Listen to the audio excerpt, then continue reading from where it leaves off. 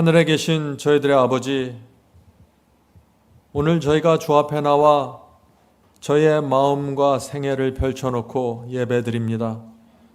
주여 저와 함께 해주셔서 저희에게 축복하시고 성령으로 저희의 마음을 지도하시고 위로하시고 회복시켜 주시옵소서. 예수님의 이름으로 간절히 기도드립니다.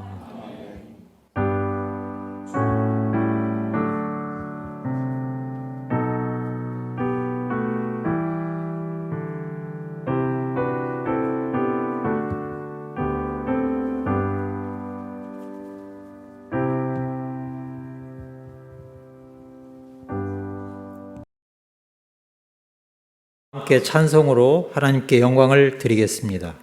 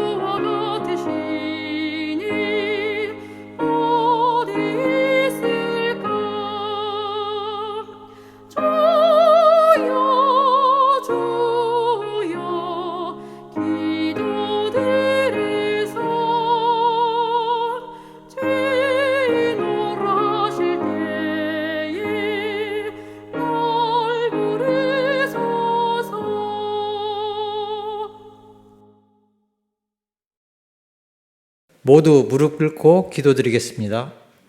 하늘에 계신 하나님 아버지, 예배의 자리로 인도하여 주심에 감사드립니다. 이 시간 세상에 붙잡혔던 모든 것들을 내려놓고 하나님 앞에 거룩한 예배와 경배를 올려드리길 원합니다. 그리고 온라인으로 함께하는 성도들과 한마음으로 드리는 예배가 될 수 있도록 성령께서 함께하여 주옵소서.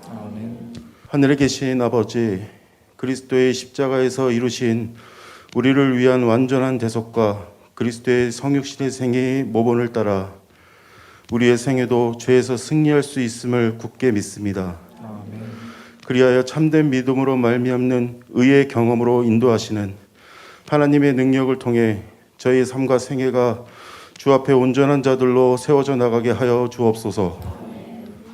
지금 우리 앞에 놓인 고난과 시련을 통과하는 믿음을 허락하여 주시고 오직 진리의 말씀과 성령의 능력으로만 승리할 수 있음을 깨닫게 하여 주옵소서. 선과 악의 대쟁투에서 의의 최후의 승리를 이룰 하나님의 편에 서는 자들로 하나님의 이름의 명예를 세우고 온 우주의 평화와 안정을 가져오게 될 영원한 증인들의 신앙이 준비될 수 있게 하여 주시길 간절히 소원합니다. 아멘. 하늘에 계신 아버지, 오늘 목사님을 통해 하나님의 말씀을 듣겠습니다. 이 시간 주의 성령께서 함께 하시어 전하는 말씀에 온전히 집중하게 하여 주시옵소서. 아멘. 이 모든 말씀 우리 주 예수 그리스도의 이름으로 간절히 기도드렸사옵나이다. 아멘.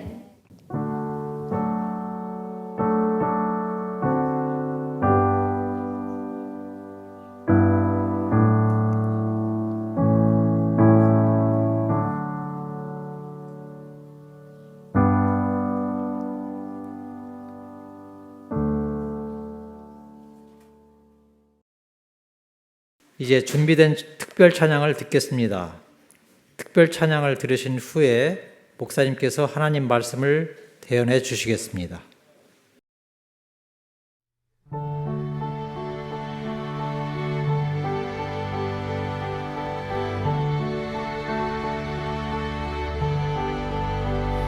do not want you to be ignorant, brethren, concerning those who have fallen asleep, lest ye sorrow as others who have no hope. If we believe that Jesus died and rose again, even so, God will bring with him those who sleep in Jesus.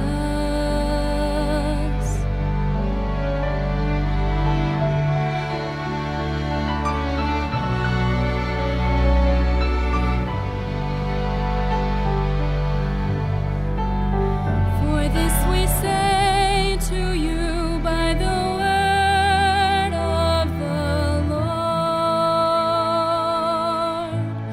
that we who are alive and remain until the coming of the Lord will by no means precede those who are asleep. For the Lord himself will descend from heaven with a shout and with the voice of the archangel and with the trumpet of God. Hear it sounding loud and clear. He's coming soon. And the dead in Christ will rise first.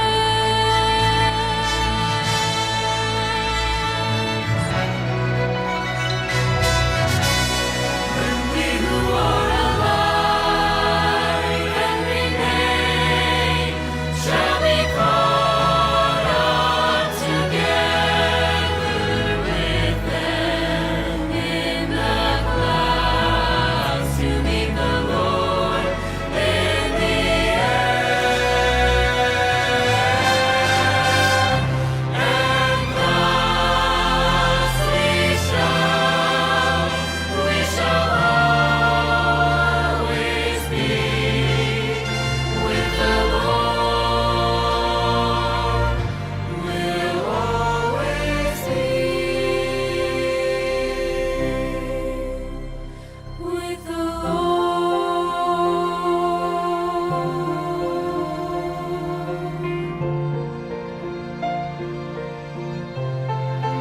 Wherefore comfort one another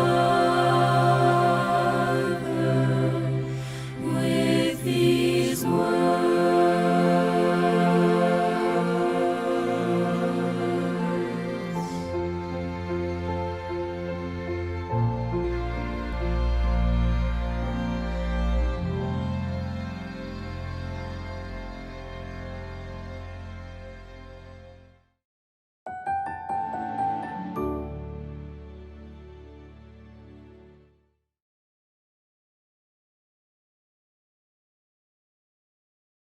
오늘 우리 기도의 기둥을 세웁니다. 기도의 기둥.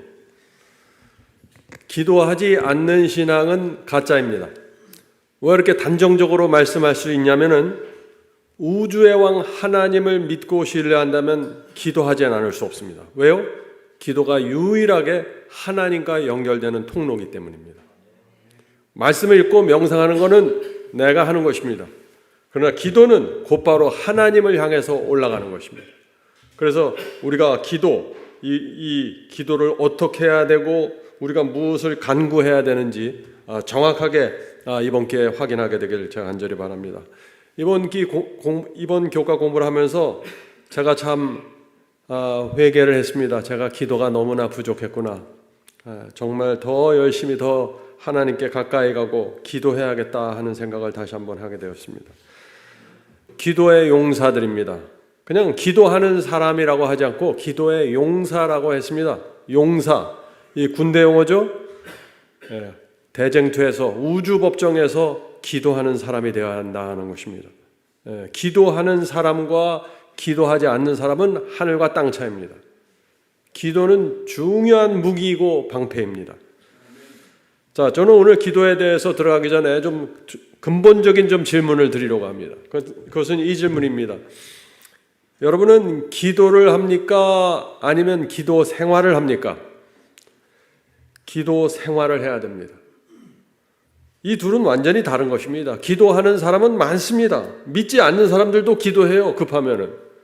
그러나 기도 생활을 하는 사람은 많지 않습니다. 기도 생활을 올바로 하려면은 몇 가지 면을 좀 살펴봐야 되는데, 먼저 기도에 대한 오해에서 좀 벗어나가는 것이 필요합니다. 기도에 대한 두 가지 오해가 있습니다. 첫째, 기도를 어떤 뜨거운 감정을 만들어내는 수단으로 사용하면 안 됩니다. 내 마음이 뜨겁기 위해서 내가 기도해야겠다. 그건 기도의 목적이 아니에요. 둘째, 기도를 내가 필요한 목록을 하나님께 전달하기 위해서 기도하는 것, 그건 잘못된 기도입니다. 오늘 우리가 기도를 하면은요, 뜨거움도 오고 내가 필요한 것도 아뢰게 되고 다 합니다. 그러나 정확한 우선순위가 있다는 것이죠. 기도에 대한 오해에 빠지면은요, 기도 생활을 하질 못하게 되고 아무런 의미가 없게 됩니다. 반모섬의 사도 요한 여러분 아시죠?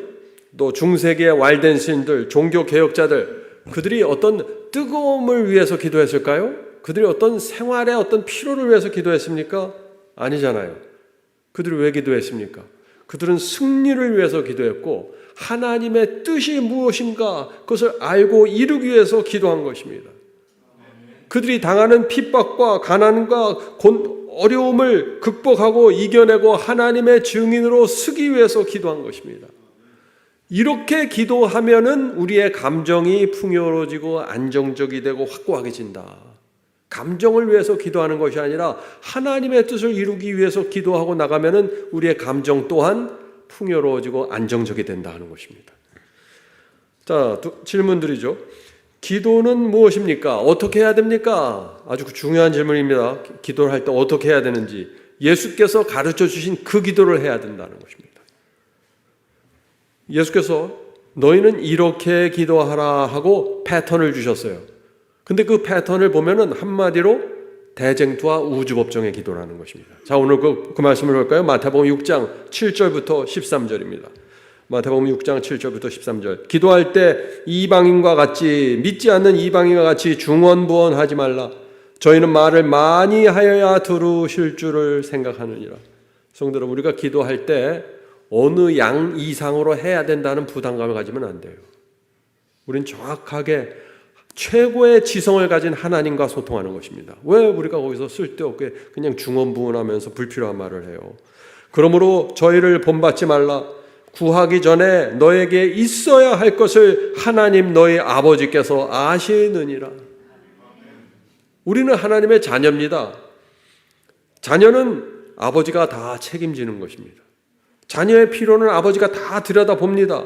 그러므로 우리가 믿지 않는 이방인들처럼 똑같은 말을 계속 이것저것 반복하면서 이것 달라 저것 달라 이런 식으로 기도를 하는 건 아니다. 그건 하나님께 영광되는 기도가 전혀 아니다. 자, 9절 보죠. 그러므로 너희는 이렇게 기도하라. 자, 분명하죠? 정확하게 이렇게 기도하라고 하셨습니다. 하늘에 계신 우리 아버지여 이름이 거룩히 여김을 받으시며. 이것이 무엇입니까? 하나님의 이름은 하나님의 명예입니다. 하나님의 명예를 위해서 기도하라는 것입니다. 아버지여 이름이 거룩히 여김을 받으시며 그 뜻이 하늘에서 이루어진 것 같이 땅에서도 이루어지이다. 다시 말해서 우리의 기도는 하나님의 이름을 높이고 그 뜻을 이루기 위해서 기도하라. 여기에 정확하게 맞춰져 있어야 된다는 것입니다. 그래서 우리가 이렇게 기도하는 것입니다. 아버지, 오늘도 대쟁투에서 아버지의 이름이 거룩하게 되길 제가 소원합니다. 제가 어떻게 해야 아버지의 이름이 우주 법정에서 높여지게 될까요? 가르쳐 주시옵소서. 오늘 이런 상황이 펼쳐졌는데 제가 어떻게 움직여야 됩니까? 하나님의 뜻은 무엇인가요? 이렇게 기도해야 하나님과 아주 직접적인 연결이 되고 증인의 삶이 세워진다 하는 것입니다. 이것이 예수께서 33년 반 동안 드린 기도가 다 이 기도였습니다. 우리가 드려야 될 기도도 그 기도입니다.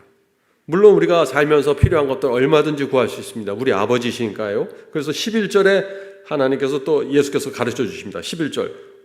오늘날 우리에게 일용할 양식을 주옵시고 우리가 우리에게 죄 지은 자를 사하여 준 것 같이 우리 죄를 사하여 주옵시고.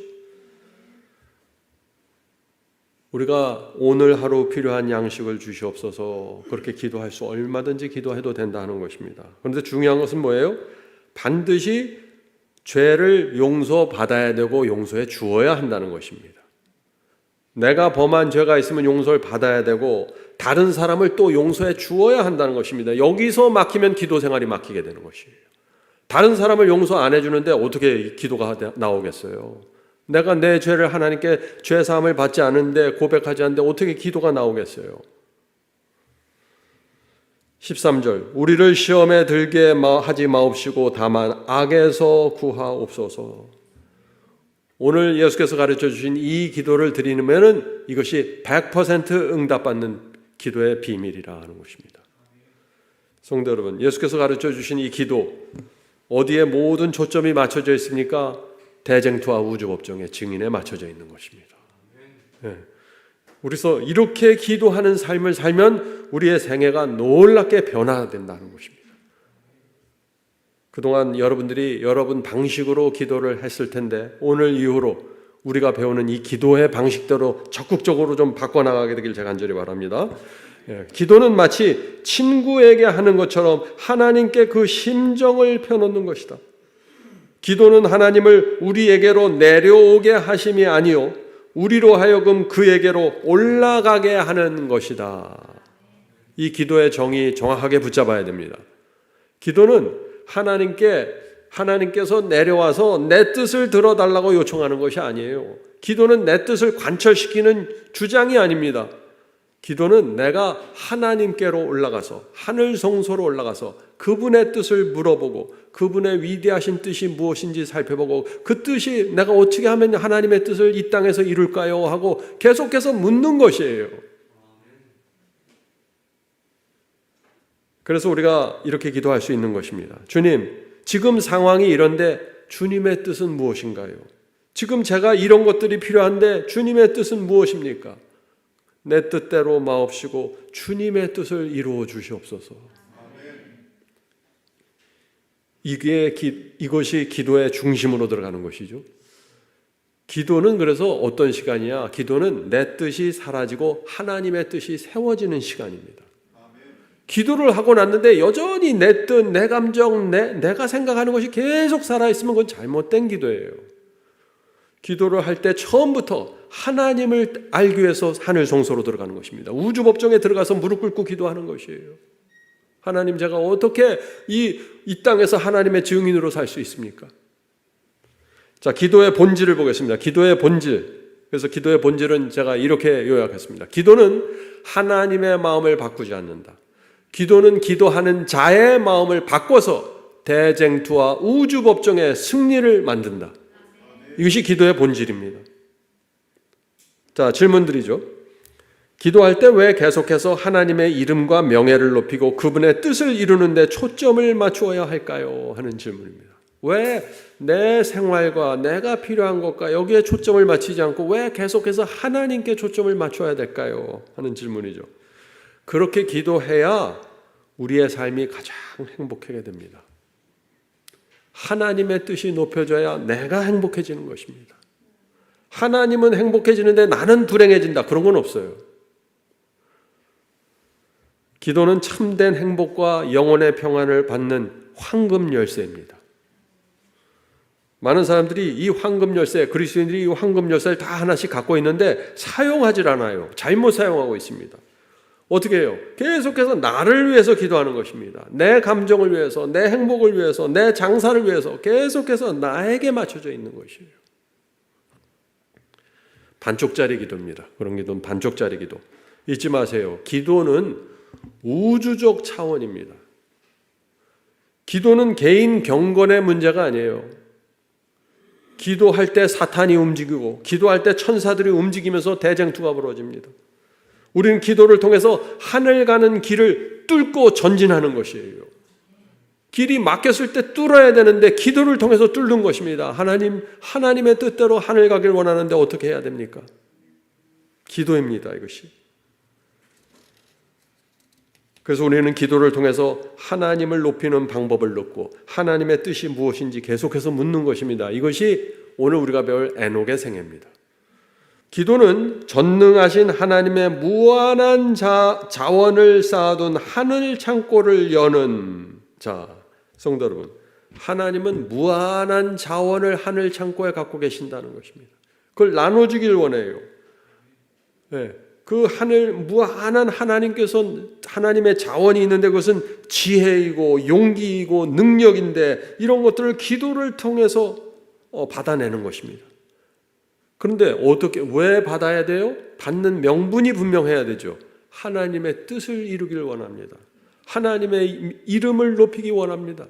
하늘의 자원을 허락해 주시옵소서. 이래야 하나님의 마음과 우리의 마음이 정확하게 하나가 돼서 기도가 움직이기 시작한다는 것입니다. 자, 계속해서 읽죠. 하나님의 무한한 자원을 쌓아둔 하늘 창고를 여는 믿는 자의 수중에 있는 열쇠이지만 기도는 열쇠이요.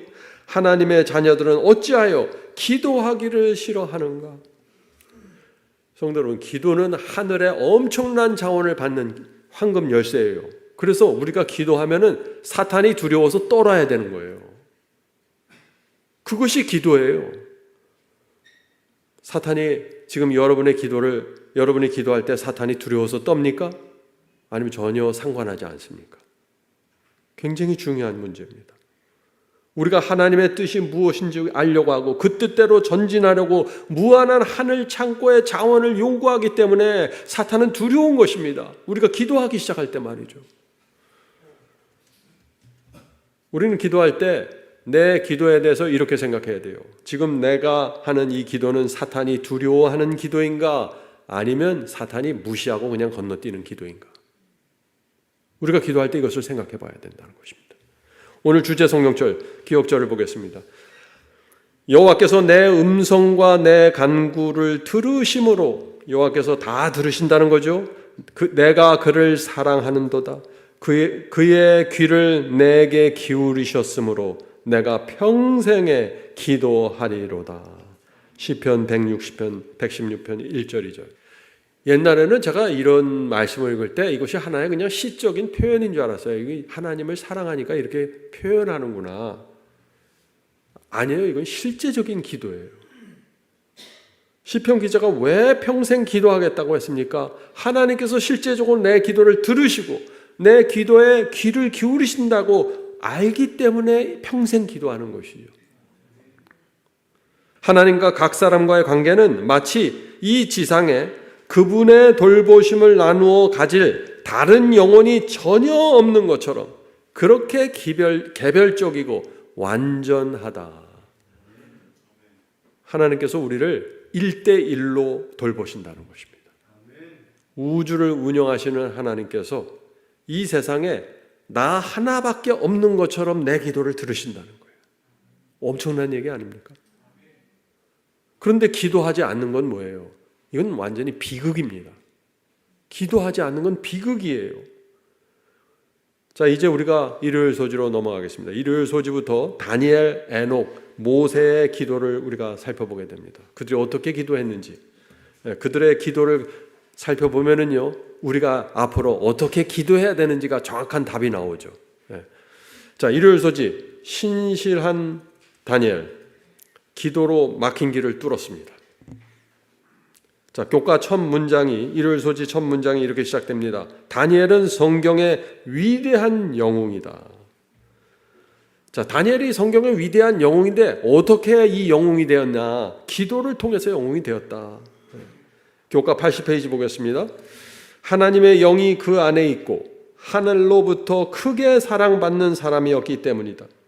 이것들은 하나님과 강하고 지속적인 관계를 가진 사람에게서 볼 수 있는 특징들이다.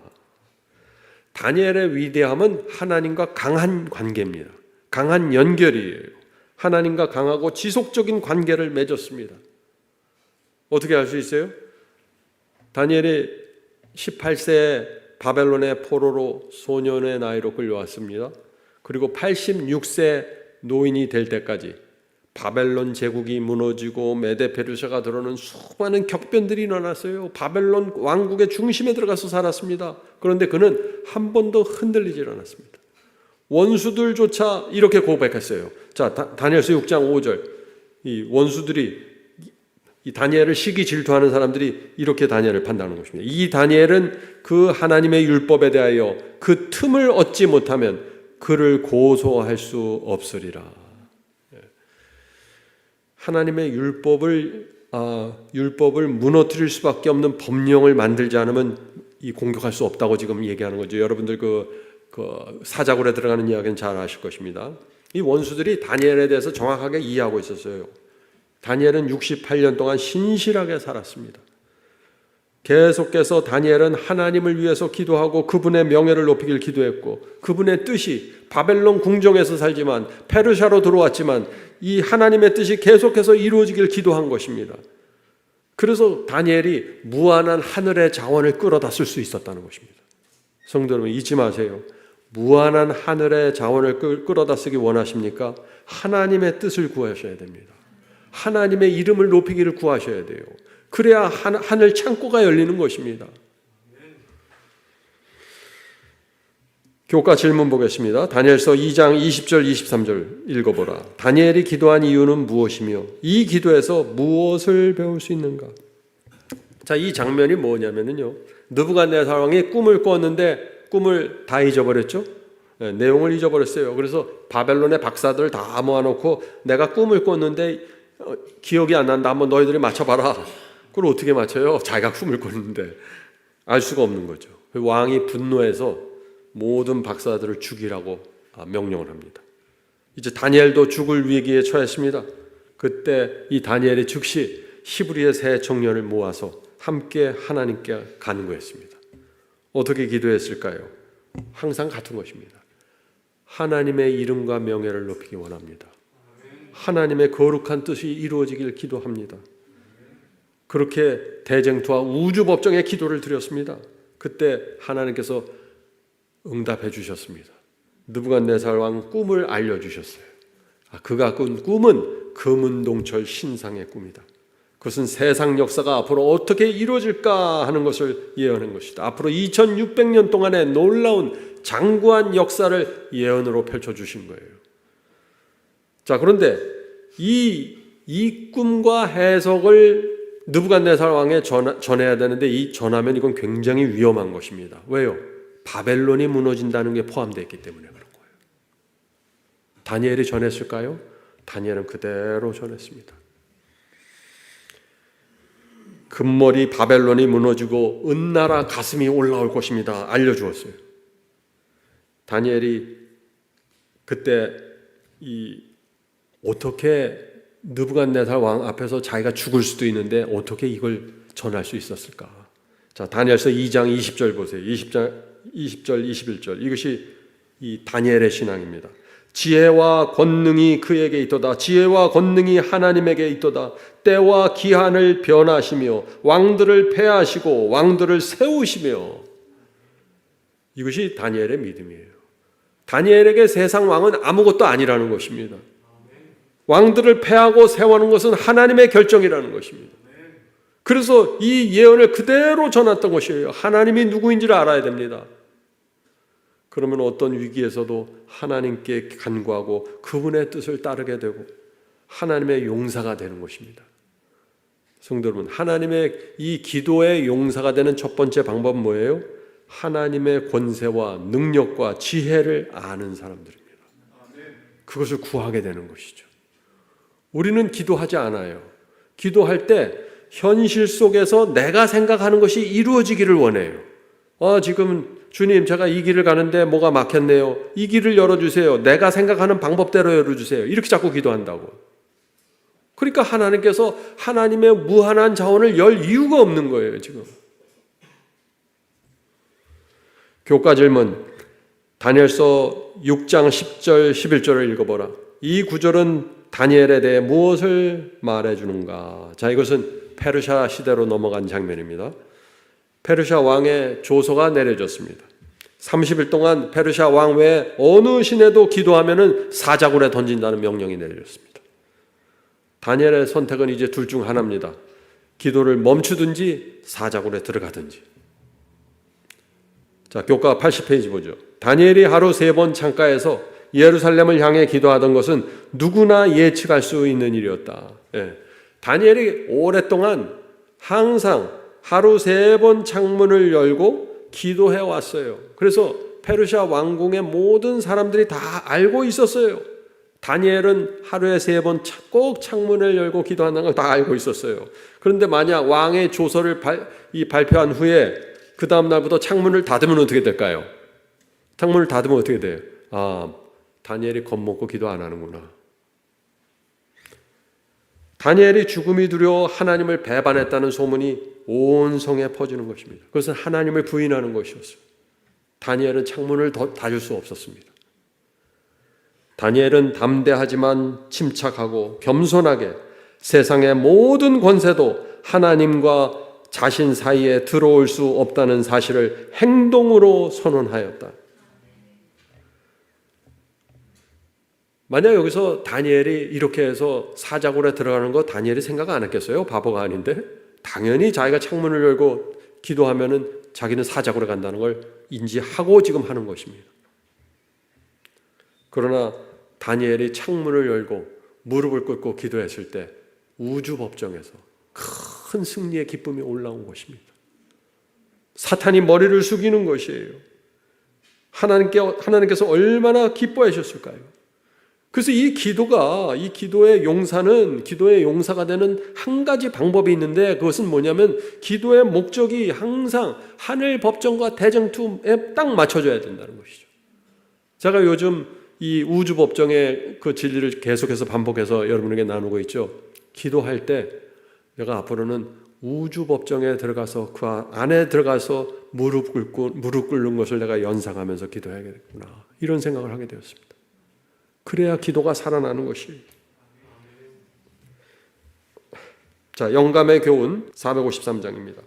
사자굴에서의 다니엘의 구원은 그가 경배한 분이 참되고 살아계신 하나님이셨다는 또 하나의 증거가 되었다. 사탄은 결국 다니엘 앞에 사자굴을 펼쳐놓은 것입니다. 이제 들어가라. 온 우주가 지켜보았습니다.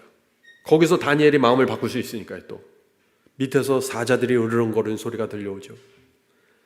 페르시아의 온 백성과 예루살렘에서 끌려온 유대인 전체가 지켜보고 있는 것입니다. 다니엘이 어떻게 할까? 하나님과 천사들, 사탄과 악령들이 다 지금 저 화면에 보이는 저 장면을 지켜보고 있는 것이에요. 다니엘은 사자굴에 들어가기로 결정했습니다. 이 결정 하나 때문에 우주 법정에서 하나님의 승리가 선포되고 페르사 전역에 하나님은 살아계시다는 증거가 전도의 문이 열려버렸다. 여러분들 다니엘서에서 배웠죠? 하나님은 엄청난 큰 뜻을 가지고 지금 움직이고 있는데 우리는 어떻게 돼요? 바로 내 앞에 있는 문제에 어떻게 해서 내가 이것을 풀어낼까? 내 생각을 자꾸 하나님께 올리는 거예요. 하나님 이렇게 하면 되지 않을까요? 동쪽으로 가면 길이 열릴 것 같습니다. 내 생각을 자꾸 하려요. 기도할 때. 여기서 문제가 생겨버리는 것입니다. 대쟁투의 역전입니다. 위기에 굴복하지 않고 하나님의 뜻을 구하면서 돌파하는 것. 이것이 기도의 힘입니다. 제 삶에서도 많은 위기들이 있었어요. 지금 돌아보면은 길이 없어 보였습니다. 그때마다 하나님의 뜻을 구했고 진리의 길을 계속해서 제가 갈 수 있게 도와달라고 그랬어요. 제가 그때는 우주 법정과 대쟁투를 정확하게 알지 못할 때지만은 그렇게 기도한 것이에요. 내가 이 진리를 타협하지 않고 갈 수 있게 도와달라고. 하나님께서 그때마다 기이한 방법으로 길을 열어주신 모습을 보게 되었고 감사와 찬송을 올리게 되는 것입니다. 성도 여러분, 이 대쟁투와 우주 법정이 없으면은요 성경도 없는 거예요. 기도도 필요 없는 거예요. 대쟁투와 우주 법정이 있기 때문에 성경이 나오게 되었고 기도가 필요하게 된 것이에요. 그래서 우리의 기도가 어디에 당연히 맞춰져야 돼요? 우주 법정 안으로 들어가서 기도하라 이거예요. 대쟁투 속에서 내가 하나님의 편에 서기 위해서 어떻게 해야 됩니까? 이걸 물어보라는 것입니다. 그것이 기도입니다. 유혹을 물리친 것, 악을 이긴 것, 그리스도를 위하여 받은 고난과 슬픔이 모두 기록된다. 모두 책들에 기록된다. 하늘에 3가지 책이 있다 그랬죠. 하나님을 위한 모든 희생의 결정들, 모든 순종의 결정들은 다 기념책에 다 기록됩니다. 우주 법정 안에 책들이 있어요. 거기에 다 기록되는 것입니다. 하나님을 위한 우리의 결정들이. 다니엘이 사자굴 앞에서 무릎을 꿇고 기도했을 때 그 기도도 우주 법정의 책에 기록된 것입니다. 성도 여러분, 그래서 우리가 여기서 사탄이 우리를 공격하는 패턴을 정확하게 보면 되는 거예요. 사탄이 우리를 공격하는 정확한 방식, 반복되는 패턴이 있습니다. 그건 뭐예요?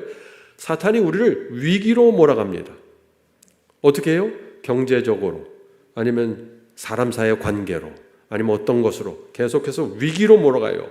사자굴로 몰아가고 위기로 몰아갑니다. 그때 우리가 타협할 것인지 아니면 하나님께 기도하고 하나님의 뜻을 따를지 여기서 결정되는 것입니다. 예를 들어 볼까요? 느부갓네살 금신상을 세워줬습니다. 사탄이 묻는 것입니다. 다니엘의 세 친구들에게 묻는 것이에요. 느부갓네살 신상이 세워졌는데 너희들 타협할 것이니 아니면 둘째 계명을 지킬 것이니. 하나님께 여기서 충성하면 풀무불에 들어가는 것입니다. 이것이 사탄의 패턴이에요. 그 당시에는 우리의 목숨을 거는 엄청난 위기 속에 들어갔지만 우리의 삶 속에서 날마다의 삶 속에서도 잔잔하게 이런 것들이 들어오는 것입니다. 이렇게 풀무불의 사형 앞에 섰을 때 그때 우주 법정에서 또 그 모습을 지켜보는 것입니다. 히브리서 세 청년은 기도하고 풀무불에 들어가기로 결정했다. 하나님의 승리입니다. 자, 페르시아 사자굴 보죠. 페르시아 왕이 법을 발표했습니다. 다니엘이 창문을 열고 기도하면 어떻게 사자굴입니다. 사형이에요. 다니엘은 기도하고 사자굴에 들어가기로 결정했다. 우주 법정에서 그때 하늘 천사들의 승리의 함성이 터져 나왔다. 이것이 성경 전체의 이야기라는 것입니다. 마지막 때도 마찬가지입니다. 사탄의 전략은 똑같이 반복되는 것입니다. 짐승의 우상이 세워집니다. 이 세상 모든 사람들이 짐승의 우상에게 절하라고 요구합니다. 절하지 않으면 사형이에요. 어떤 결정을 해야 될까요? 타협해야 될까요? 충성해야 될까요? 이것이 사탄이 우리를 공격하는 패턴이다. 기도를 통해서 이것을 뚫고 하늘에서 받는 그 지혜와 충성과 용기를 갖고 전진해야 된다 하는 것입니다. 성도 여러분, 지금부터 훈련합시다. 기도로 하나님을 붙잡고 위기를 극복하는 훈련이 필요합니다. 지금 기도를 통해서 하나님을 의지하는 믿음을 배우지 못하면 어떻게 돼요? 계속해서 무너집니다. 마지막 환란이 일어날 때 그것을 버텨낼 믿음의 근육이 없는 것입니다. 다니엘이 86세 때 사자굴 앞에 섰습니다. 86세 때 사자굴 앞에서 흔들리지 않을 수 있었던 것은 뭐예요? 그가 68년 동안 바벨론에서 페르시아에서 68년 동안 기도로 훈련되어 왔기 때문이죠. 네. 자, 월요일 기도의 자세입니다. 네, 무릎 꿇는 것, 영혼의 선언이다. 기도할 때 어떤 자세가 좋은가 하는 그것을 이 교과 저자가 다뤘습니다. 어떤 분들은 이렇게 생각할 수 있습니다. 아, 기도의 자세가 뭐 그렇게 중요합니까? 마음이 중요하지. 맞습니다. 마음이 가장 중요한 것이죠. 그런데 교과 저자는 기도의 자세를 갖고 월요일 소주를 지금 주제로 다루고 있습니다. 교과 읽겠습니다. 아침에 무릎을 꿇고 기도하는 것은 어둠의 세력에게 우리가 오늘 하나님을 선택했음을 공개적으로 선언하는 것과 같다. 지금 이 교과 저자는 뭘 강조하냐면 무릎 꿇고 기도하는 것은 선언이라는 것입니다. 왜요? 사탄과 악령들 앞에서 또 하나님 앞에서 내가 오늘 이렇게 살겠습니다 하고 선언하는 것이에요. 그래서 아침에 무릎 꿇고 하나님께 기도하는 것은 어떤 자세나 습관의 문제가 아니라 선언이라는 것입니다. 대쟁투와 우주 법정을 내가 얼마나 진지하게 바라보고 있는가 선언하는 것입니다. 이것이 기도의 자세라고 지금 교과 저자는 말하고 있어요. 자, 교과책 영감의 교훈 보겠습니다. 세리와 바리새인을 대조하죠. 세리의 기도가 응답받은 것은 그 기도가 전능하신 자를 붙잡으려는 의뢰심을 보여준 까닭이다. 하나님께서는 우리 기도하는 사람의 어떤 말을 듣는 게 아니라 우리의 어떤 표현의 아름다움을 보는 게 아니에요. 우리가 정말 진지한지 보는 거예요. 말을 못해도 아름답지 못해도 내가 정말 얼마나 진지하게 하나님께 나가는지 그것을 보시는 겁니다. 이 세리가 진지했어요. 정말 악을 떠나서 하나님께 돌아가고 싶은 간절한 마음이 있었던 것입니다. 자, 계속해서 보죠. 세리의 생각에는 자기 자신은 하나님 앞에 아무것도 아니요 오직 수치스러운 존재일 뿐이었다. 하나님을 찾는 모든 사람은 이런 자세를 가져야 된다. 우리 피조물입니다. 잠시 살다가 사라질 하루살이 같은 운명이죠. 창조주 앞에 우리가 어떤 태도로 나가야 되는가. 이 세리 같은 태도가 필요하다는 것입니다. 탕자 같은 태도, 막달라 마리아 같은 태도, 그들의 태도를 잘 보아야 된다.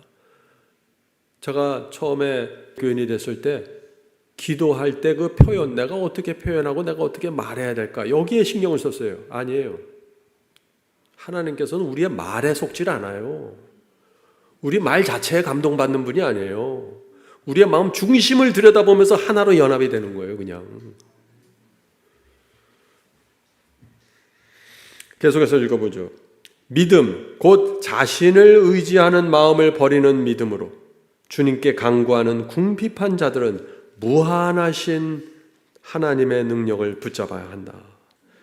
자, 세리의 기도의 핵심이 뭔가? 하나님을 전적으로 의지하고 자신을 의지하지 않는 믿음이다 하는 것입니다. 자, 하나님을 전적으로 의지하고 자신을 의지하지 않는 것, 이것이 태도로 나타날 때 무릎 꿇고 기도하는 것이다. 이 교과저자는 지금 그것을 강조하고 있는 거예요. 자, 질문 드립니다. 기도할 때 무릎을 꿇는 의미가 무엇인가? 자, 여러분이 무릎을 꿇고 기도하든지 무릎을 꿇지 않든지 이 질문에 대한 대답을 정확하게 이해하시는 거 중요합니다. 무릎을 꿇고 기도한다는 의미는 뭐냐? 내가 손을 모으고 기도한다는 의미는 뭔가? 우주 법정을 향해서 선언하는 것이에요. 나는 나를 의지하지 않겠습니다. 창조주 하나님께 굴복하겠습니다. 사탄이 나를 아무리 어렵게 공격하고 힘들게 해도 나는 하나님을 의지합니다. 이것을 무릎을 꿇음으로써 메시지를 전하는 것이다. 네. 자, 질문 드리죠. 기도할 때 그러면 무릎 꿇지 않으면 하나님을 향한 불손한 믿음입니까? 하는 또 질문을 할 수 있죠. 꼭 무릎 꿇어야 돼요? 무릎 꿇지 않으면 하나님께서 안 받아주시나요? 이런 질문도 있으십니다. 예. 교과 저자는 기도 자세에 대한 균형 있는 감각을 우리에게 전합니다. 자, 교과 읽겠습니다. 성경 시대에는 서서 기도하는 것이 일반적인 관행이었다. 예, 서서 기도해도 된다는 것이죠. 앉아서 기도했던 사람들의 사례도 성경에 기록되어 있다. 어떤 사람들은 얼굴을 땅에 대고 하나님 앞에 엎드리는 자세로 기도했다. 당신은 기도할 때 보통 어떤 자세로 기도하는가? 성경은 특정한 자세로 기도하라고 요구하지 않지만 기도하는 우리의 자세는 경외심, 내적인 감정, 하나님께 순종하려고 하는 마음을 반영하기 때문에 중요하다.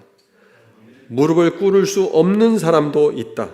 그렇기에 궁극적으로 가장 중요한 것은 마음의 상태이다.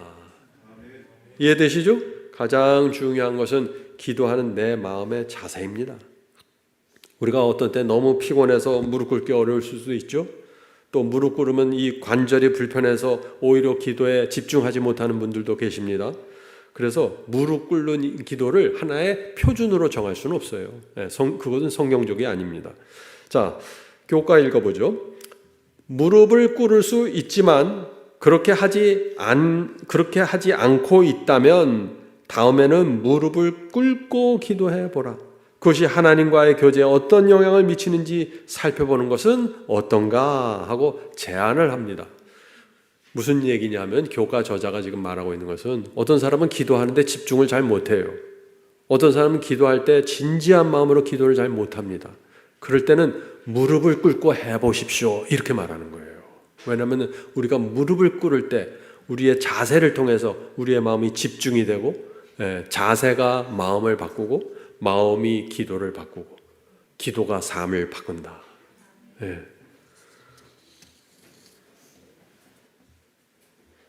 이 교과 저자가 여기서 이 무릎 꿇는 기도를 강조하는 이유가 뭘까요? 요즘 현대인들의 기도가 너무나 무기력하고 너무나 얄팍하고 방향을 잃어버리기 때문에 무릎 꿇고라도 한번 해봐라.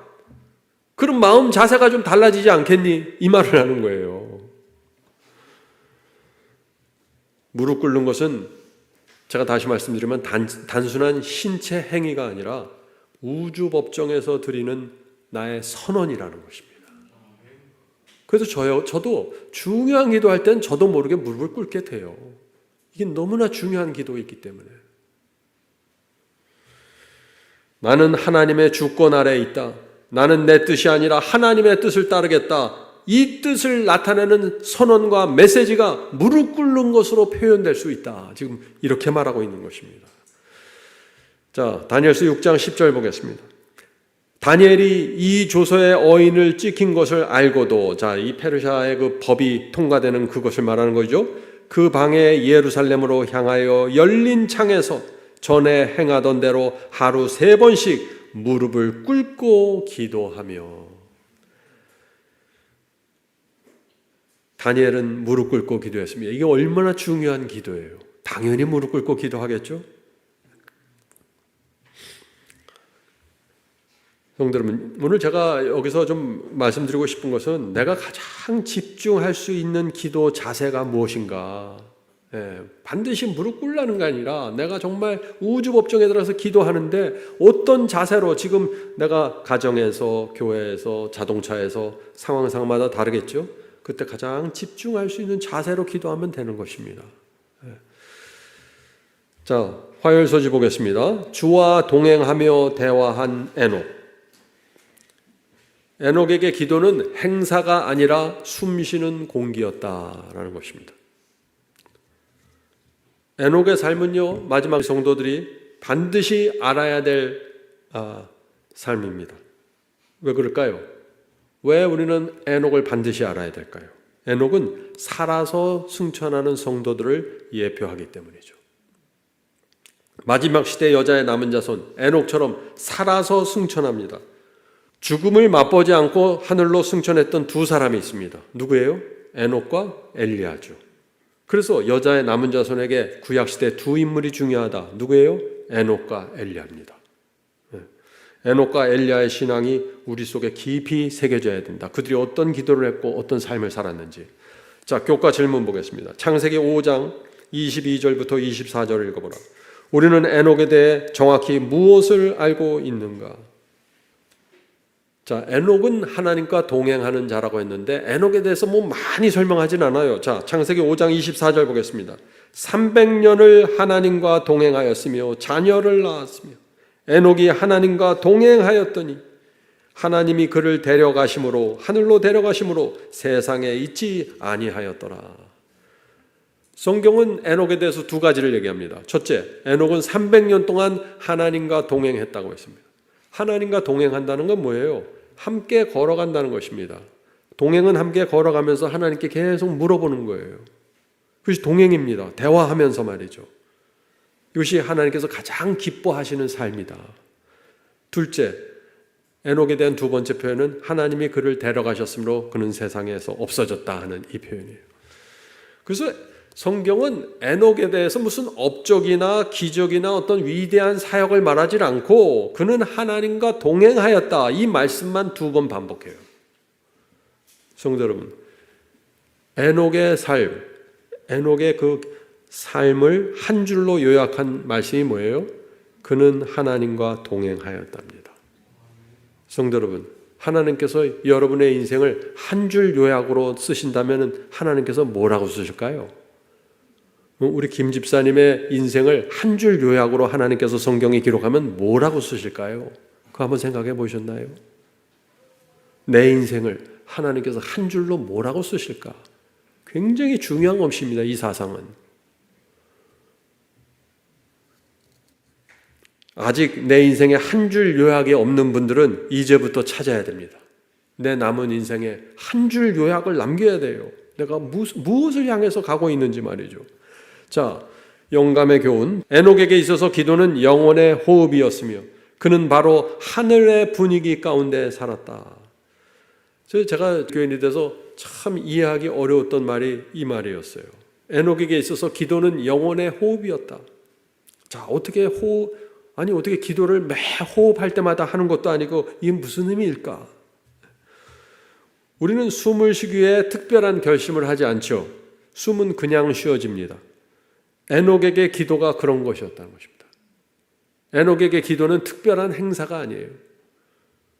기도는 그의 삶의 공기 같은 것이었다는 것입니다. 살다가 어려움이 생기면 기도하고 고난이 오면 하나님께 물어보고 두 갈래 길이 나오면 또 하나님께 물어보고 어느 길로 가야 될까요? 내가 하루를 어떻게 살아야 될까요? 계속해서 하나님께 물어보고 또 물어보고 네, 그렇게 하면서 살아가는 것, 이것이 호흡과 같은 기도라는 것입니다. 네, 우리도 늘 이렇게 기도하면서 살아갈 수 있다는 것이에요. 오늘 내가 손님을 만나기 전에 기도합니다. 오늘 내가 이 손님을 어떻게 대해야 될까요? 어떤 분위기로 대해야 될까요? 저를 지켜주시옵소서. 네. 한 가지 제가 이 기도에 대해서 말씀드리면서 더불어서 하나 드리고 싶은 말씀은 무엇이냐면은 우리가 진리와 하나님의 뜻, 하나님의 말씀이 무엇인지 우리의 마음에 정확하게 새겨지면 새겨질수록 기도는 단순해지고 아주 분명한 방향으로 나가게 됩니다. 그런데 진리를 모르고 말씀을 모르면 어떻게 해요? 기도가 중구난방이 되고 방향을 잃어버리는 것이에요. 예. 기도는 하나님의 말씀에 대한 지식과 비례합니다. 예. 그래서 말씀이 마음에 잘 세워지는 사람들이 기도의 방향과 목적이 세워지게 된다 하는 것입니다. 이해가 되시죠? 예. 자, 교과 보겠습니다. 우리는 언제 어디서나 기도할 수 있다. 이 땅에서 하나님께서 우리를 보지 못하거나 듣지 않으시는 곳은 없다. 우리가 어디에 있든 그분은 항상 우리의 부르짖음을 들으신다. 우리가 특별히 손 모으고 기도하지 않아도 하나님께서 우리 마음속에 있는 부르짖음을 들으신다고요. 하나님, 제가 이런 어려움 속에 있습니다. 제가 어떻게 해야 될까요? 여기서 어떤 선택을 해야 됩니까? 여기서 무슨 결정을 해야 될까요? 우리 마음속에 있는 그 부르짖음을 하나님께서 들으신다는 것입니다. 계속해서 읽어보죠. 그러나 소리내어 기도하는 것에는 분명한 유익이 있다. 그것은 하나님이 실제하시고 듣고 계시며 우리가 그분과 구체적으로 이야기할 수 있음을 자신에게 상기시키는 것이다. 우리가 기도할 때 집중하기 좀 어려운 분들은 소리내서 기도해 보십시오. 그러면 집중하는 데 도움이 됩니다. 이거는 생각 없이 통성기도 하라는 얘기가 아니에요. 지금 여기서 말하는 것은 생각하면서 조용히 소리를 내면서 기도할 것을 지금 추천하는 것입니다. 자, 질문 드리죠.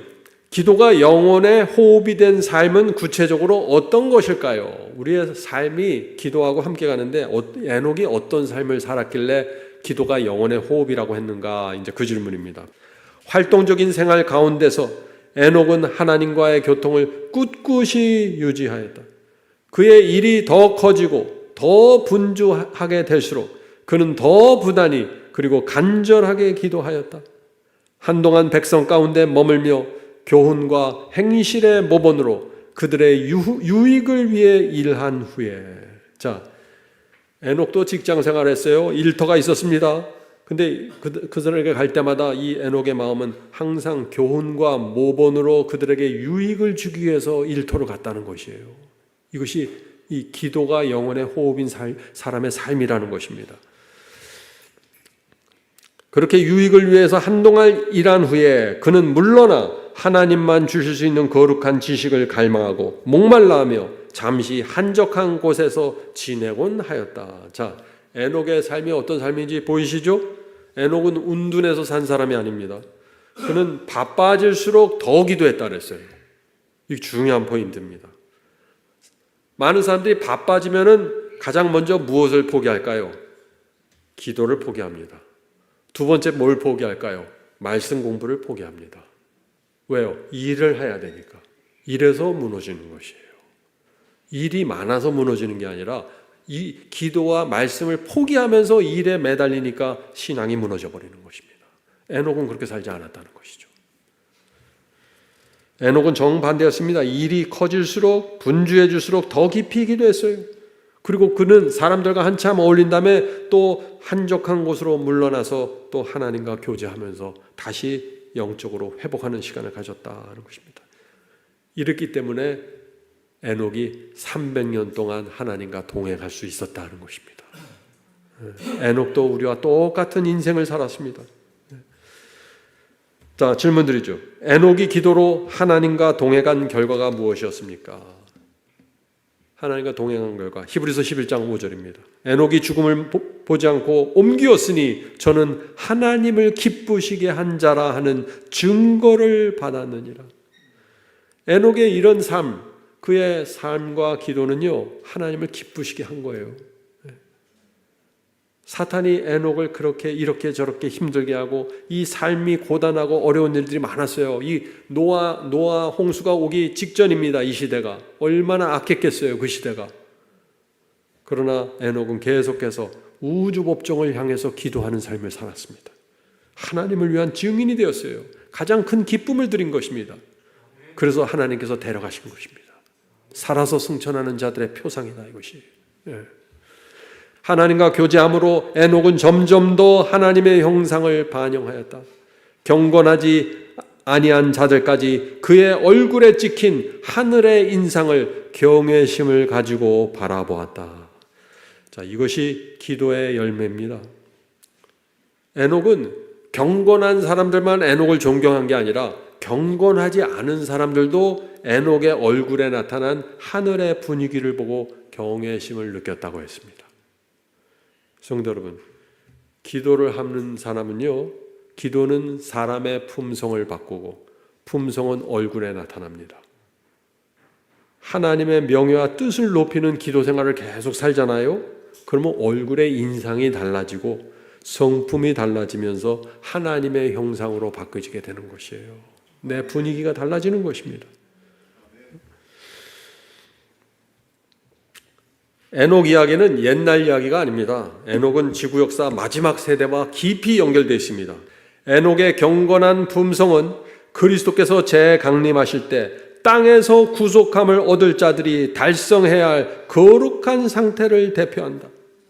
그래서 제가 에녹을 강조하는 거예요. 지금 여기서 에녹이 어떤 삶을 살았는지, 그의 기도는 무엇이었는지. 에녹이 살던 홍수전 세상처럼 마지막 때도 죄악이 넘칠 것이다. 에녹과 같이 하나님의 백성은 마음의 순결과 하나님의 뜻에 일치되기를 구할 것이며 마침내 그리스도의 형상을 반사할 것이다. 이것이 마지막 여자의 남은 자손에 가는 방향입니다. 에녹이 두 가지를 구했어요. 뭘 구했습니까? 순결과 하나님의 뜻에 일치하기를 원했어요. 이것을 기도한 것입니다. 이렇게 기도한 그 결과가 뭐예요? 하나님의 형상을 반사하게 됐다는 것입니다. 하나님의 형상을 어떻게 반사합니까? 날마다 순결하게 살 수 있도록 도와달라고 기도하세요. 순결한 마음을 달라고 기도하십시오. 하나님의 뜻에 일치되기를 기도하세요. 이렇게 되면은 하나님의 형상이 반사된다는 것입니다.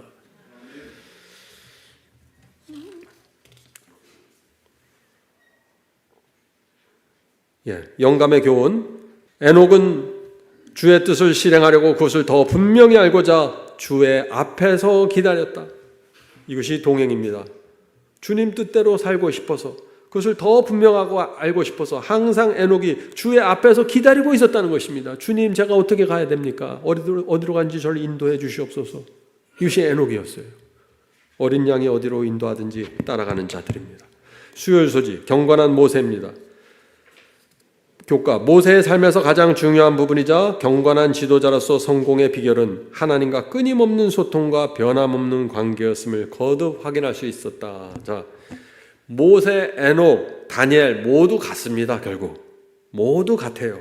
그들은 계속해서 하나님과 소통했어요. 물어봤습니다. 하나님의 뜻이 무엇인지. 그러면서 깊은 관계가 연결이 되는 거예요. 계속 물어보니까. 여러분들 중에서도 계속해서 저한테 전화하시고 물어보고 하면 저랑 자연히 깊어질 수밖에 없잖아요. 소통이 되니까. 똑같아요. 우리 하나님과의 우리의 관계도. 그래서 그들의 기도가 탁월했다 하는 것입니다. 지금 여기 모세의 이야기지만 이스라엘 백성들도 기도했을까요? 그들 모두 기도했던 사람들이에요. 이스라엘 백성들도. 그들은 근데 뭘 기도했어요? 무엇을 기도했냔 말이에요. 그들은 하나님께서 기적을 행하기를 원했고 만나를 달라고 기도했고 물을 달라고 기도했어요. 근데 무엇을 간구하지 않았죠? 그들이 하나님의 깊은 관계와 임재를 구하지 않았어요. 자기가 필요한 것만, 아쉬운 것만 계속 기도한 거예요. 모세의 기도는 달랐어요. 모세는 하나님의 얼굴을 간구했습니다. 얼굴을 보여달라고 임재를 구했어요. 이스라엘 백성은 하나님의 행위를 간구했고 모세는 하나님의 영광을 구했습니다. 이 차이가 모든 것을 바꾸는 것이에요. 이 차이가. 모세가 시내산에 있는 40일 동안 이 시내산 아래서 금송아지 배도가 일어났습니다. 하나님께서 진노하셔서 어떻게 말씀하셨어요? 내가 너희를 위하여 천사를 보내겠지만 나는 너희와 함께 가나안에 들어가지 않겠다. 너희끼리 가. 천사들이 너희 도와줄 거야. 너희끼리 가. 그랬어요. 그냥. 이 말씀이 이스라엘 백성들 편에 들을 때는 충분한 약속처럼 들렸어요. 그럼 뭐 하나님 안 가셔도 천사들이 우리 가나안 적과 꿀이 흐르는 땅까지만 인도해 주시면 that's good. thank you. 그렇게 생각할 수 있었다는 것입니다. 그러나 모세는 그렇게 반응하지 않았어요. 모세는 이렇게 반응했습니다. 출애굽기 33장 15절. 주께서 친히 가지 아니하시려거든 우리를 이곳에서 올려 보내지 마옵소서. 모세가 원한 것은 가나안 땅이 아니었다는 것입니다. 하나님의 임재입니다. 하나님께서 없으면 가나안 땅도 천사의 보호도 기적도 다 필요 없다는 것이에요. 성도 여러분, 이것이 참된 관계라 하는 것입니다. 참된 관계. 하나님께서 원하시는 것은 참된 관계예요. 참된 관계.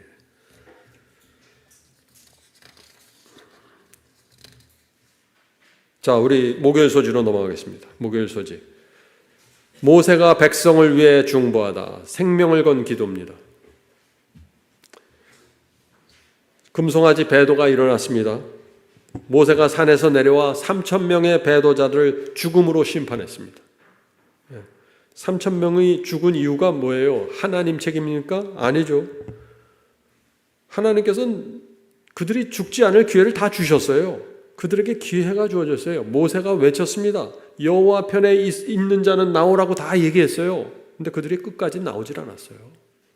나오지 않은 그들이 멸망당한 거예요. 회개하지 않은, 끝까지 회개하지 않은 그들. 지위나 혈연이나 교우 관계에 상관없이 배도의 주모자들은 죽임을 당했다. 그러나 스스로 회개하고 겸비한 사람들은 모두 용서함을 받았다. 이것이 하나님의 성품입니다. 교과에 있는 말씀을 읽겠습니다. 하나님과 친밀한 관계가 있다고 해서 우리가 원하는 것을 항상 얻게 되는 것은 아니다. 내가 하나님과 친밀한 관계가 있고 정말 진실하게 따른다고 해서 내가 원하는 기도에 다 100% 응답해 주신다. 착각이죠. 무슨 착각이에요? 나는 피조물이라는 걸 잊으면 안 돼요.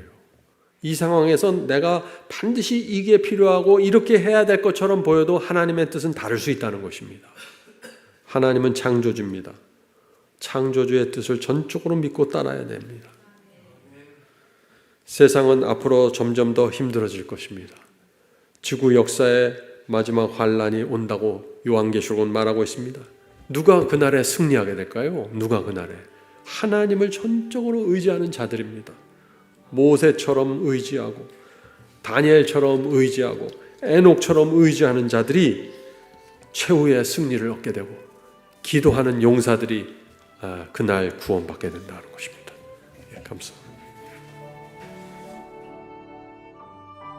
하늘에 계신 저들의 아버지, 기도의 진리를 보여주셔서 감사합니다. 하나님과 어떻게 기도하고 대화해야 되는지 보여주셔서 감사합니다. 다니엘과 에녹과 모세를 보여주셔서 감사합니다. 그들도 저희처럼 연약했지만 그들은 기도했던 사람들이었음을 알게 되었습니다. 타협하지 않고 포기하지 않고 기도를 통해서 하나님을 붙잡았습니다. 그들의 기도를 통해서 우주 법정에서 승리의 외침이 나왔다는 것을 보게 되었습니다. 주여, 저희도 이제 그런 기도하게 되기를 소망합니다. 주여, 저희는 기도를 했지만 기도 생활을 하지 못했습니다. 감정의 뜨거움을 구했지만 거룩함을 구하지 않았습니다. 내 필요한 목록들을 기도를 통해서 제출했지만 하나님의 뜻을 묻지 않았습니다. 주여, 이제 저희가 고치겠습니다. 올바로 기도하게 도와주시옵소서. 다니엘처럼 기도하게 하시고 에녹처럼 기도하게 하시고 모세처럼 기도하게 가르쳐 주시옵소서. 저희 앞에 생활의 고단함이 있습니다. 점점 더 어려운 삶이 저희 앞에 나타나고 있습니다. 주여, 기도의 생활할 수 있도록 도와주시옵소서. 저희가 날마다 기도하면서 하나님의 손을 붙잡고 이 세상 풍파를 뚫고 전진할 수 있도록 도와주시옵소서. 저희 교회가 기도하는 교회가 될 수 있도록 하시고 모든 시험과 유혹에서 기도를 통해서 승리할 수 있도록 축복해 주시옵소서. 이 모든 말씀 예수 그리스도의 이름으로 간절히 기도드립니다. 아멘.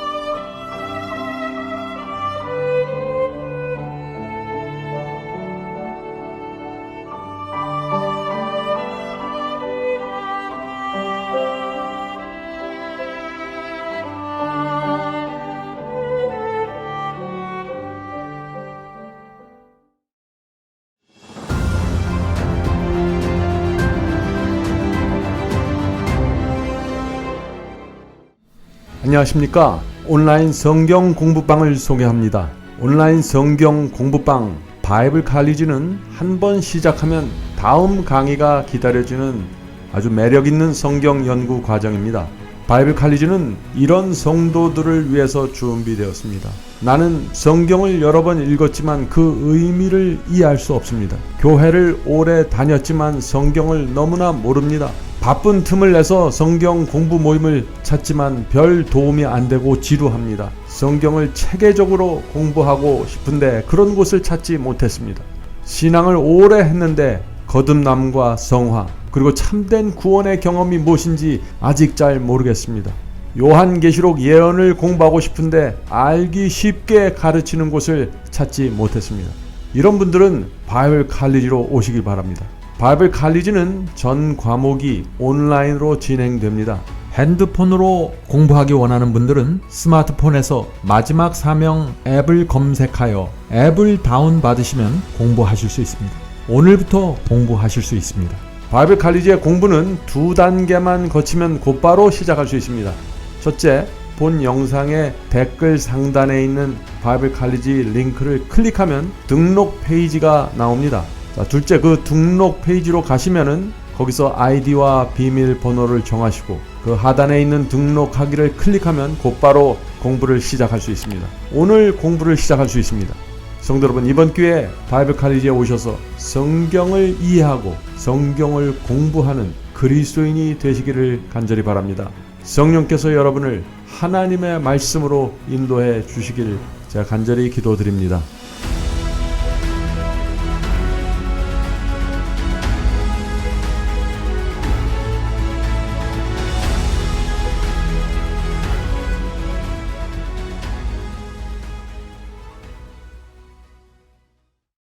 성도 여러분, 마지막 사명에서는 아침 예배 채널을 유튜브에서 별도로 운영하고 있습니다. 아침 예배 채널에서는 매일 새벽 4시에 예배 영상이 올려지고 있으며 특별히 아침 9시에 예배가 진행됩니다. 아침 9시 예배가 아침 예배 채널의 독특한 특징입니다. 원하시는 분들은 유튜브에서 아침 예배 채널을 별도로 구독 신청하여 주시면 저희와 함께 아침마다 예배 드릴 수 있습니다. 매일 아침마다 하나님의 말씀으로 저희 모두가 주 앞에 나와 예배 드리는 신앙으로 함께 나가게 되길 간절히 바랍니다. 감사합니다.